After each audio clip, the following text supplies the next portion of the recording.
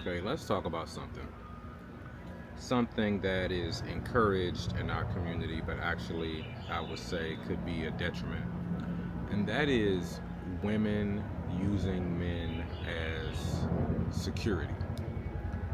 It's Men's Health Month, and while we can focus on what men can do for themselves for better mental and emotional health, this conversation is necessarily also tied to women and the women that men interact with. So, one example I've seen is how harsh men can be treated in certain family dynamics.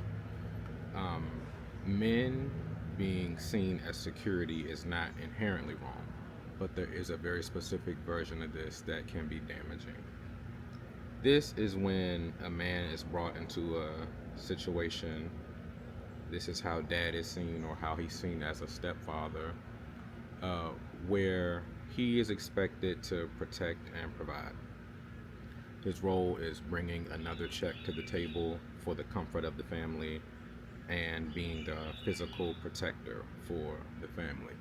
Those are his two primary roles, and it's nothing inherently wrong about a man serving in those roles, but the problem is when he is treated as if he's a hired hand for those roles. The difference between hiring somebody to do something and being in a loving relationship with someone that's family or a friend that happens to do those roles, is your emotional connection and your personal valuation of that person. And unfortunately, there are some dynamics where women bring men into their lives or their dynamic, and although it's labeled under the context of family, he's a husband, a stepdad, whatever the case may be, he's treated or valued as a hired hand.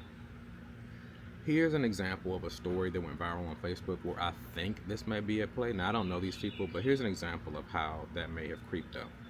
So, this is from the Proud Black Fathers Facebook page, and I guess a dad wrote in, a stepfather. I need to get something off my chest. Yesterday, my stepdaughter graduated and I wasn't invited.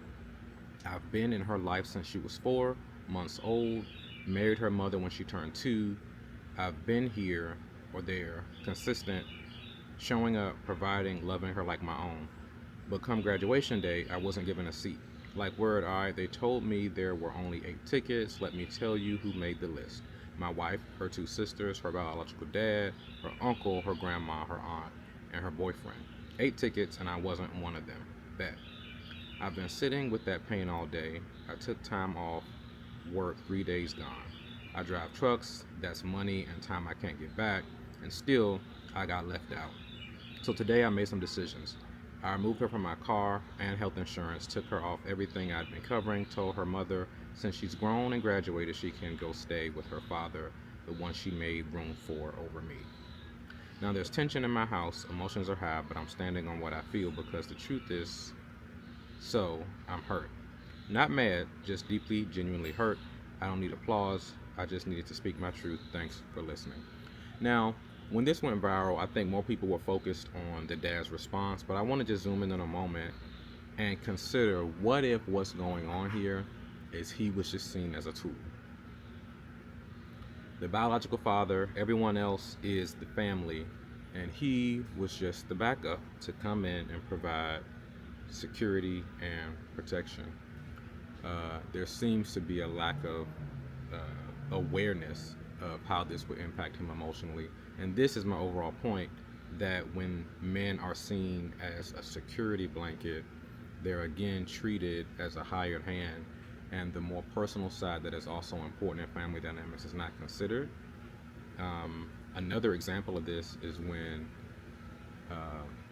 a woman might expect her boyfriend, husband, or whomever to jump in and defend her over an offense that she's had with another man. They expect him to intervene physically and in many cases put his life on the line just to defend her honor.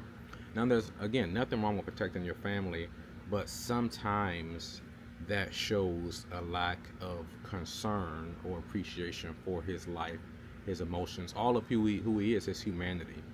And when you bring men in just to fill specific roles, it does dehumanize them in certain ways too.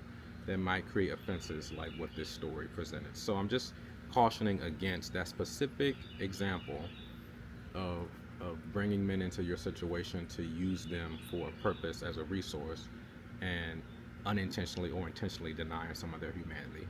For many men, manhood consists of suffering in silence and saying I'm good when we feel everything but. The Whole Brother Mission is seeking to change that through a nationwide network of mental health professionals serving black men. This June, which is Men's Health Month, we're seeking to raise $1,000 per day for a total of $30,000. If we reach our goal by the end of the month, it'll be matched by a private donor for a total of $60,000 toward black men's mental health. Please consider sharing or donating. Simply visit atwbm.com to see our GoFundMe.